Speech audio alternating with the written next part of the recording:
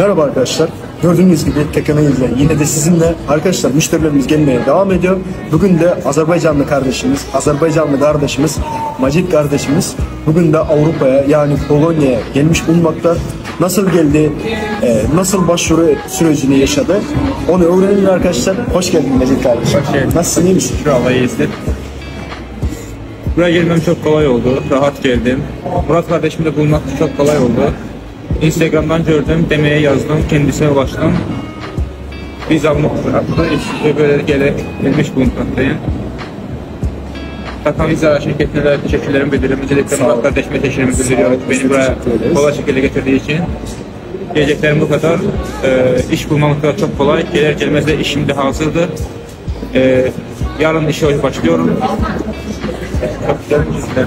Biz de teşekkür ederiz. Sağ olun. Arkadaşlar siz de eğer Avrupa hayalleriniz ya da Amerika hayalleriniz varsa Takamiza'yı arayabilirsiniz arkadaşlar. Takamiza'nın numaralarını bu videonun aşağısında bırakacağız. Gördüğünüz gibi müşterilerimiz her gün vizelerini almaya devam ediyor. Bizde durmak yok arkadaşlar.